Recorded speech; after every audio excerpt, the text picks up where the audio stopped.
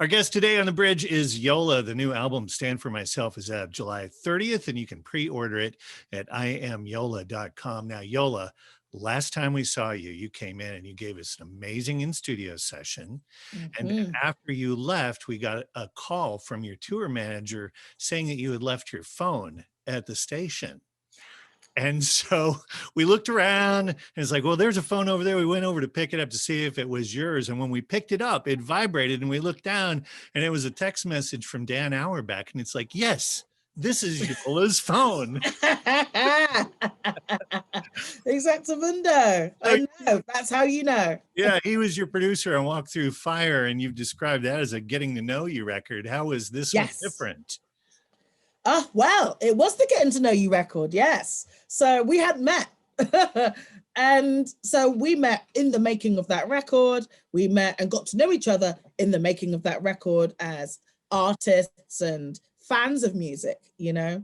And so with this record that we've made in 2020 and it's coming out in July, all of those questions have already been answered. We know what the other does. We know more importantly, like what the connective tissue is and how those skills can best tessellate, because that needs time.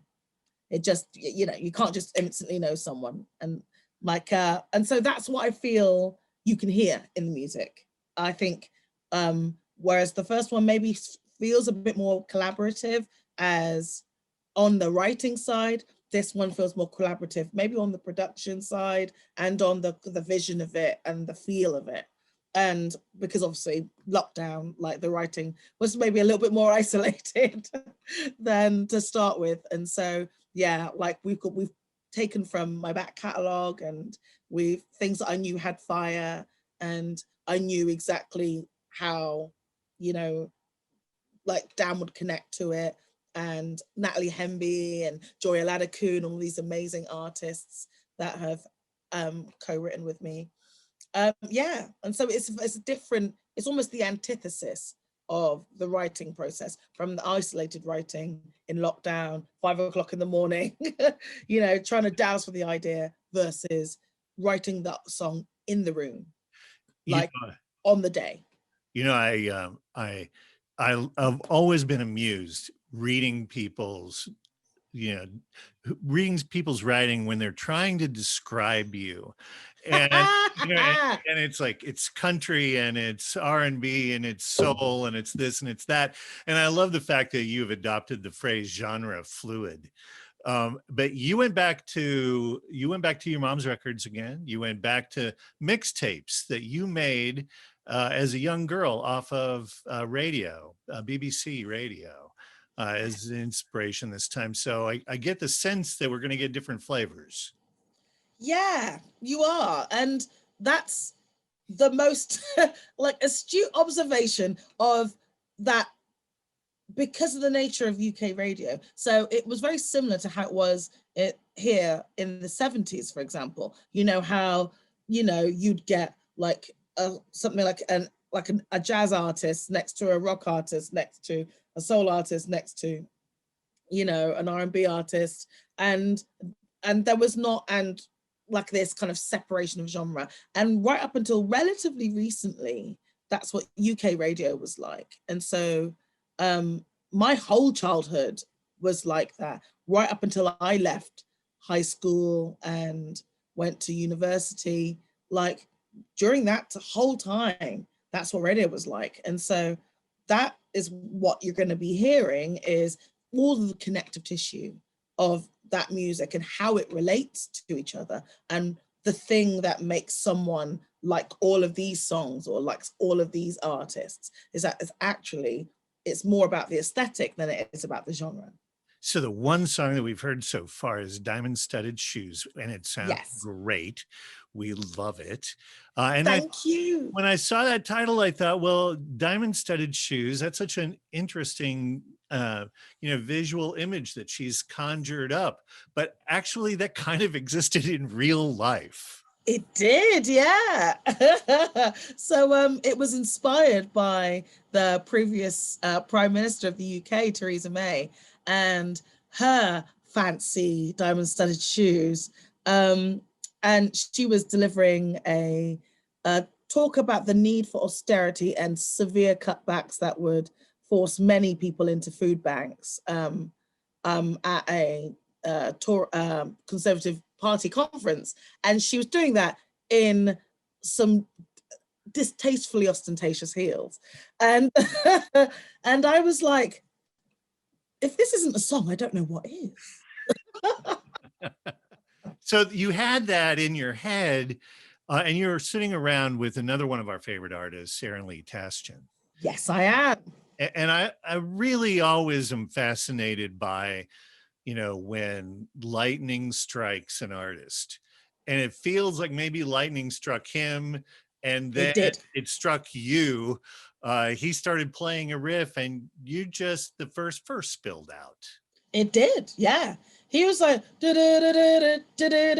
I'm like, because I was just having a rant. You know what it's like. I'm like, what? This is outrageous. Like, people are going to literally starve. And there she is, freaking, the long list of fabulous heels that she has from this super expensive store. And we're paying her. I'm like, this isn't great. It's not going to be fine. We're going to have to do something about this. And then, we know it isn't. And I was like, oh, there it is.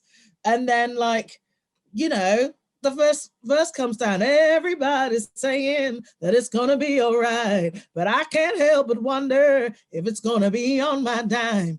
I'm like, that's exactly what was happening. Yeah. So, this is a tough message, right? But you want that music to be victorious and celebratory, which is an interesting choice. I know, because tough messages always, everyone's like, it's a tough message, so it has to punch you in the face. I'm like, have you never heard a spoonful of sugar makes the medicine go down? I think we all grew up with that, right? In the most delightful way. Yeah. And so that's my approach. I'm the spoonful of sugar lady. Yeah, there's a slap in the face coming, but first, here's some honey.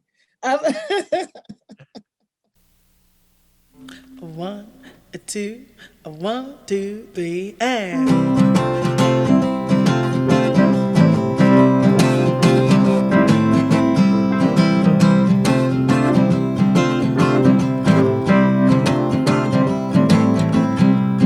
everybody's saying that it's gonna be all right, but I can't help but wonder if it's gonna be on my dime. We are the poor ones, growing up against the tide, burning our reserves of courage, and working just to make it all right. Well, we know it isn't, we know it isn't, we know it isn't, we know it isn't, it ain't gonna turn out right. We know it isn't, we know it isn't, oh Lord, we know it isn't, that's why we got to fight.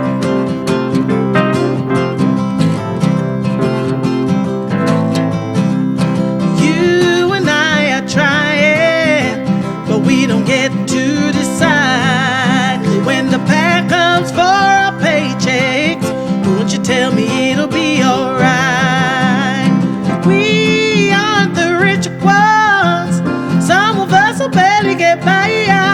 They buy diamond-studded shoes with our taxes, anything to keep us divided. You know it isn't, we know it isn't, we know it isn't, we know it isn't, it ain't gonna turn out right. We know it isn't, we know it isn't, oh Lord, we know it isn't, that's why we got to fight for the life and soul of the world we love. Fight, 'cause the promise is never gonna be enough.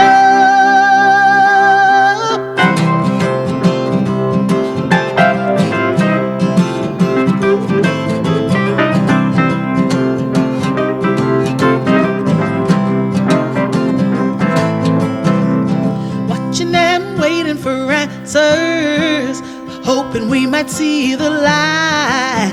You're beating into us like a hammer. Don't you tell me it'll be alright when you know it isn't, we know it isn't, we know it isn't.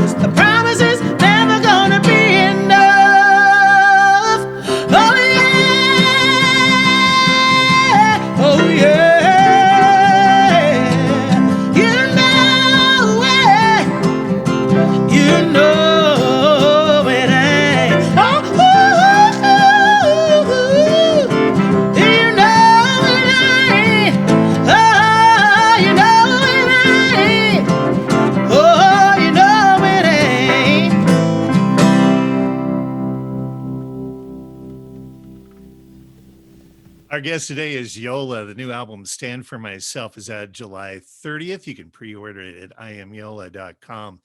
You know, you mentioned this earlier, but you during COVID discovered that you unlock your creativity the best possibly at 5 a.m. in the morning. And I Yes. wondered if this was because, what is that? Is it because you're so tired that all your filters are down? Yeah, essentially. I'm okay, so I'm going to briefly talk about neurology and then I'll bring it back, I promise. But I discovered that I needed to disable my prefrontal cortex. So my colliculi that collect all the information that I've ever witnessed in my peripheral vision, every space I've been in, every building I've zoomed past in a taxi is all in there, perfectly recorded. And I found that I can make far more elegant connections when I'm not trying to muscle them with my prefrontal cortex, but I'm just allowing it to bounce around and construct itself. And so that happens best when I'm delirious, because I'm either watching TV and I'm not paying attention, or I'm super tired. And so, yeah, that's kind of what I was experimenting with. And like, I definitely need also a bit of time to get that relaxed, because if I'm too adrenalized because of, a campaign or touring, I don't get down to being switched off enough. But that's what I discovered. I was trying to deconstruct my creative process so more ideas can come. And they did. Wow, that's fabulous. I want to talk about a couple of songs, and all I really have are maybe titles and a couple of like little inspirational nuggets about them. I haven't had a chance to hear them yet, but I'm so curious and so anxious. And the title track, I think, obviously, is really important to you. And I don't mean to describe you to you. You can tell me if I'm wrong, but it just feels like the first part of your life was just you trying to figure out how to control your own destiny, how to take control. And now it's all about exercising what you've learned. And that's the song to me, although I've not even heard it. But you are so on the money. You nailed it 100%, because autonomy can be challenging to achieve when everyone has a plan for you, and they don't always mean to be doing it. They'll hear your voice and go, ooh, it'd be really cool if we did this thing. Oh, you could be this if only we could do this thing.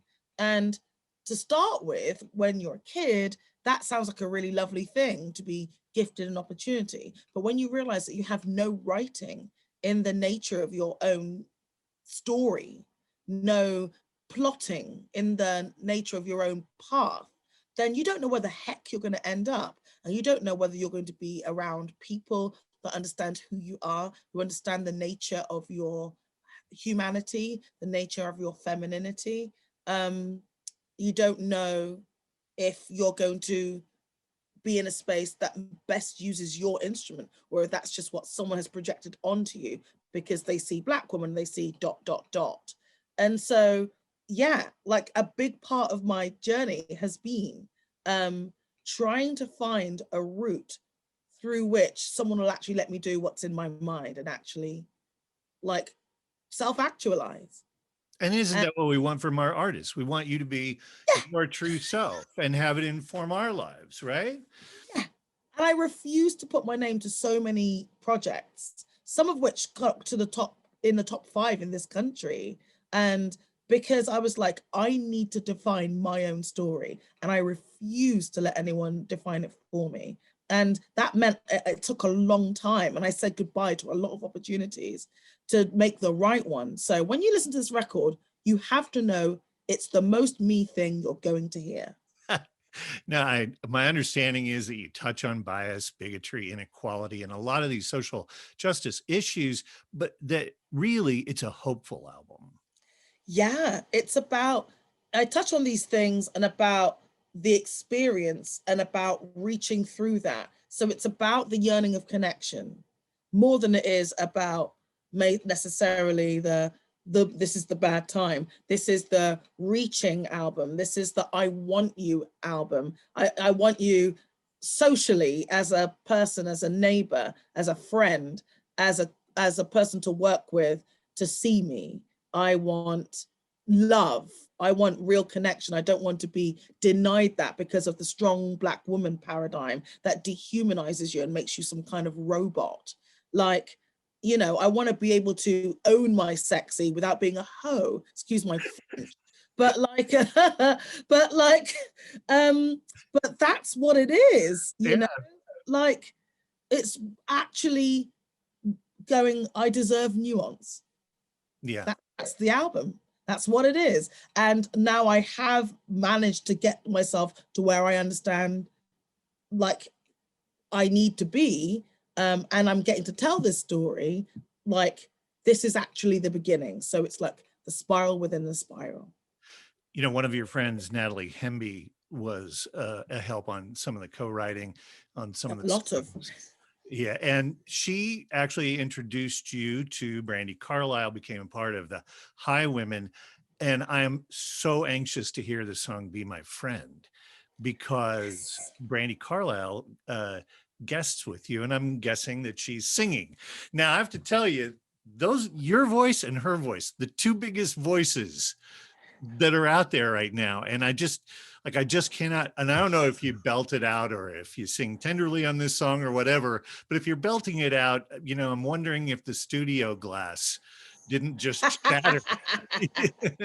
So I'd written a lot of this song in isolation at 5 o'clock in the morning, specifically on my couch, and I took it into the studio, and Ruby Amanfu was with me and Dan, helping us finish the writing of it. And so when where we're playing it, I knew that there was going to have to be some kind of Everly Brothers-esque like harmony situation going on. I felt that because the last line that Ruby put in was like really emotive, and I was like, we're not going to be able to get away from having a really strong, but not necessarily oversung, but just strongly worded moment at the final part of this song. And so the answer is both. I sing both tenderly, and then it gathers a little pace. I don't think I go full pelt because it's not really about that. This is about connection more than it is like a release, you know. And so I think that's what you're going to hear. And you know, she just seems to be not only, you know, vocally suited to singing with you, but the subject matter of the song is so down Brandy's. Yes. You can just tell. Yeah, I'm doing it for the ethnic minorities. She's doing it for LGBTQIA+. We're repping is what we're doing. We're repping squads and saying that not just as our own demographics, as like, you know, straight Black lady and a, you know, lesbian white lady, like, but also like that the interconnective of all of the demographic, everyone that's felt like an other, like to connect in that allyship, you know, and that being important as much as it is talking to people who are the majority and going, hi, you know, this is what it's like. Like it's a conversation broadly out to all others, and that connection is important. I want to hit you with a couple of random things that you're involved with that I am anxious to know about. You got cast as Sister Rosetta Tharpe in Baz Luhrmann's new film about Elvis. And I know that that's been delayed. Is that still happening? Have you done it yet? I'm so anxious to see that. Okay, I have. I went out to Australia. I quarantined for 14 days in a room where you couldn't even go into the hallway. They were not joking. The army are like patrolling the halls. Like when they take quarantining very, very seriously. That's probably why they don't have it. And so like there we were. And yeah, so we filmed all the Beale Street scenes, and yeah, like it was really transformative. And I think it was transformative for a different reason than I thought it was going to be, which was that I thought it was just going to be about representing this icon who literally created rock and roll. And then I realized that the embodying of that and the physicality of having to learn to play like this was the thing that was transformative, because even Jimi Hendrix trades with himself. He'll do that, I'm going to sing something, blah, blah, blah, blah, you know, but her trades bled so much so that sometimes they were just both happening at the same time, singing in a completely different rhythm to what her fingers were doing. And that complete split of the brain is physiological. You have to have something that allows you to do that. And like, it took me the whole year from when we were supposed to do it to when we actually did it, to like make sure that I could land everything. And oh my gosh, it's a lot, but it makes you realize like how much she's responsible for. And I think that gave me a sense of strength, that you, regardless of like what, you know, demographic you inhabit, that your influence can go just stratospheric and internationally without you even knowing what you can possibly be doing. You know, I have so much more that I'd like to talk to you about, but we're running out of time. So just let me say congratulations on the 4 Grammy nominations that you had, including Best Artist, Best Americana Album. I watched that whole ceremony thinking, well, you know, I don't know if she's going to win any of these, but she deserves them all. And it was great to see you in that pink dress on the road. Oh, yes. That Thank you, Christian Siriano. Yeah. Also, you've got big plans. One of the few artists to play both Newport folk and Newport jazz this year. You have dates with Chris Stapleton. The closest one to Kansas City is October 14th at Mizzou Arena in Columbia, and you're going to be headlining the Ryman. Of course, we're not only waiting for the Elvis movie, but we're also waiting for Stand for Myself, coming out July 30th. The pre-order is available right now at IamYola.com. It is just always a total joy to be in your presence, and we can't thank you enough for your time today. Thank you so much for having me. You are just fun. You're the best. Hey, I'm trying.